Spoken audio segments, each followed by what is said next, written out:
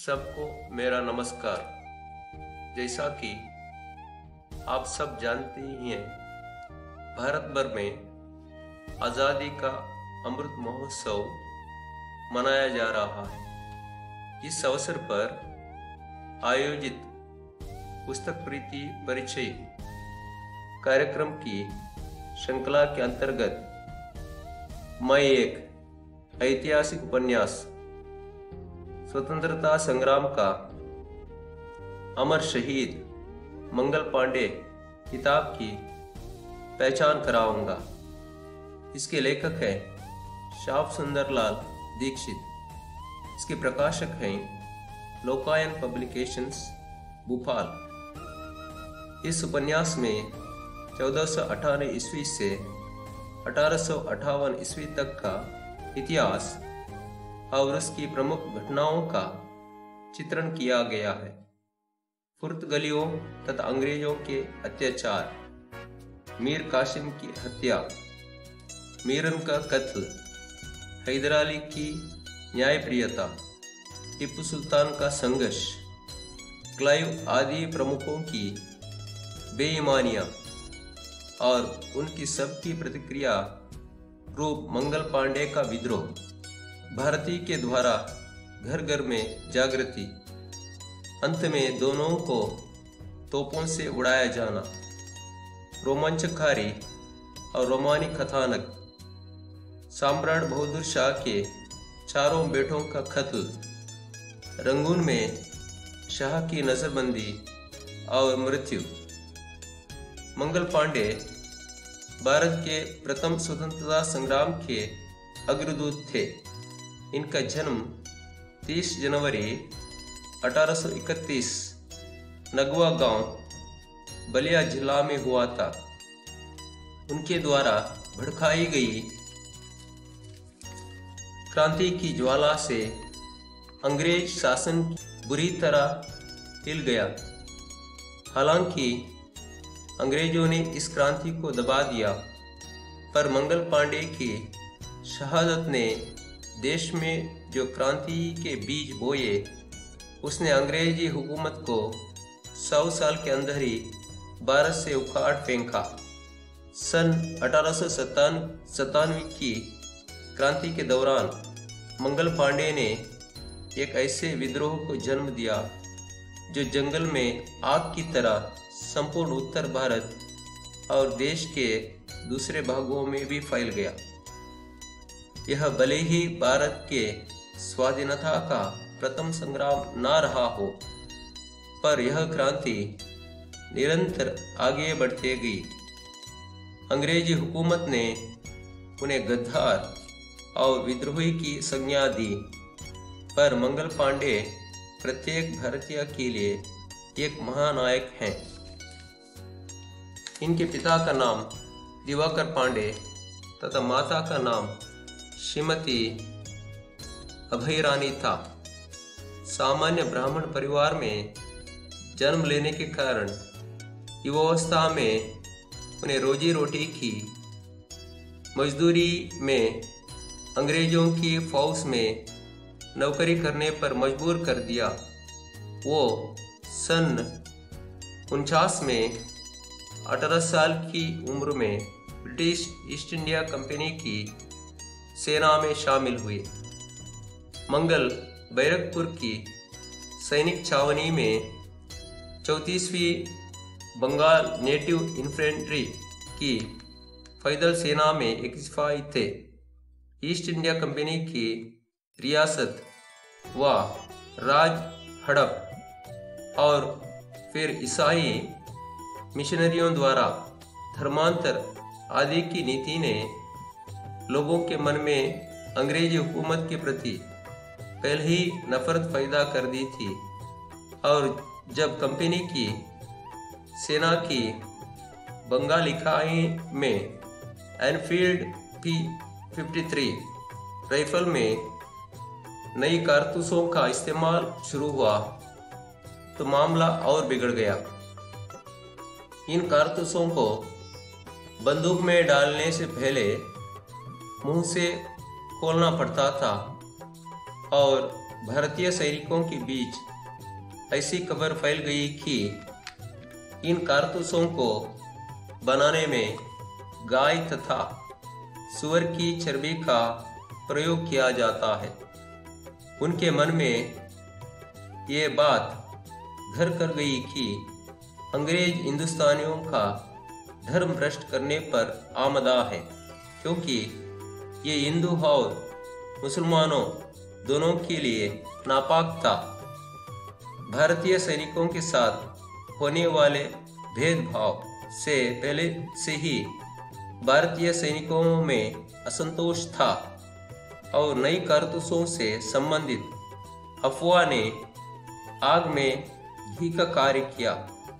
9 फरवरी 1857 को जब नया कारतूस देशी पैदल सेना को बांटा गया, तब मंगल पांडे ने उसे लेने से इनकार कर दिया। इसके परिणाम स्वरूप उनके हथियार छीन लिए जाने व वर्दी उतार लेने का हुक्म हुआ। मंगल पांडे ने उस आदेश को मानने से इनकार कर दिया और 29 मार्च सन 1857 को उनकी राइफल छीनने के लिए आगे बढ़े। अंग्रेज ऑफिसर मेजर यूसन पर उन्होंने आक्रमण कर दिया।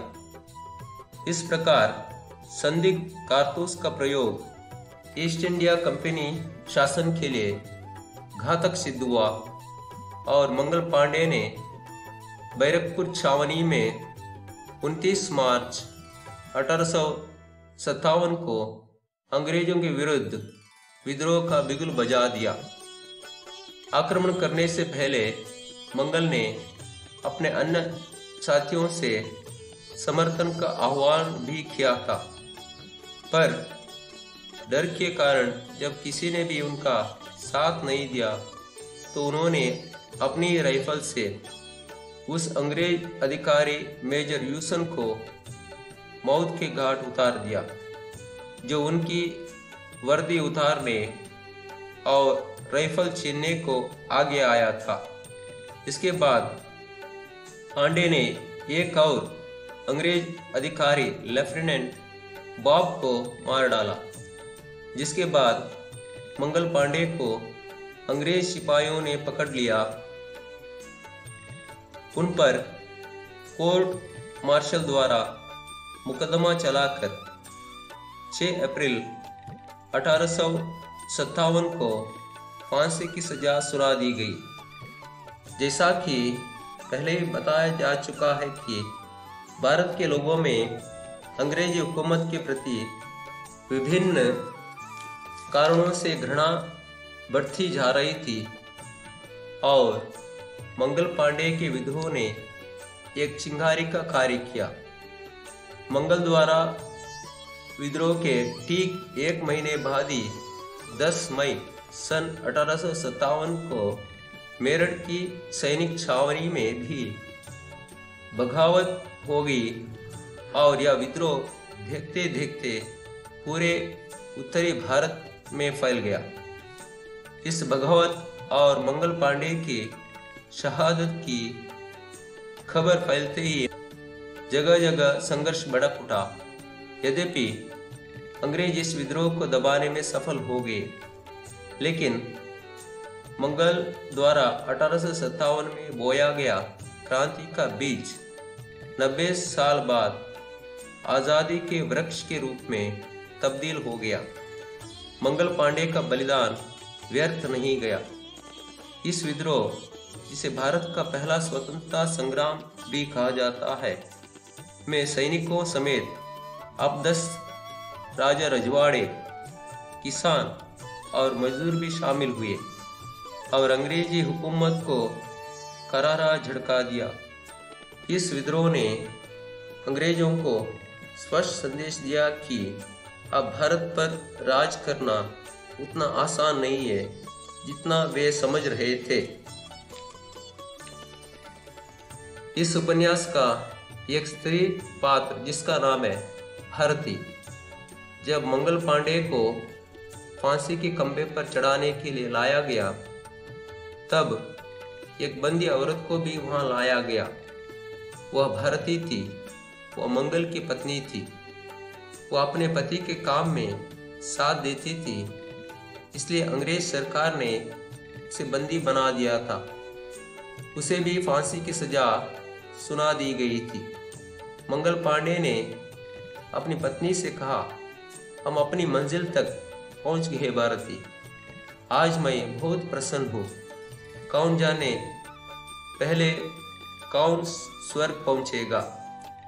मेजर जनरल ने जब भारती से उसकी अंतिम इच्छा पूछी, तब भारती ने कहा, मैं चाहती हूँ कि इनसे पहले मुझे तोप से उड़ाया जाए।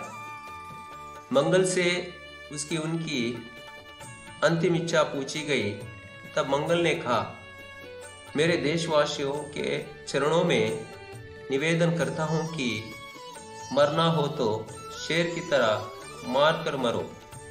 जिन अंग्रेजों ने भारत को उजाड़ा है, उनसे अपने अपमान का बदला लेना। मीर कासिम, मीर जाफर, वाजिद अली शाह और नाना साहब की कसम है, तुम्हें मेरे खून की एक बूंद से 10-10 मंगल उत्पन्न करना। मैं दूसरे जन्म में भी आऊँगा और जब तक मेरा देश आज़ाद नहीं हो जाएगा, मेरी रूह को शांति नहीं मिलेगी। मंगल कुछ और कहना चाहता था कि सहसा तोप का धड़ाका हुआ और भारती का शरीर टुकड़े टुकड़े होकर वायु में बिखर गया। दूसरे क्षण मंगल वाली तोप का धड़ाका हुआ और लोगों ने देखा कि मंगल की तोप चलने के साथ ही साथ पलक मारते हुए सन्यासी के वेश में वहां उपस्थित मंगल के पिता मंगल से लिपट गया। दोनों पिता पुत्र शहीद हो गए। मंगल पांडे के जीवन पर फिल्म और नाटक प्रदर्शित हुए हैं और अनेक पुस्तकें भी लिखी जा चुकी हैं। सन 2005 में प्रसिद्ध अभिनेता आमिर खान द्वारा अभिनीत मंगल पांडे द राइजिंग प्रदर्शित हुई।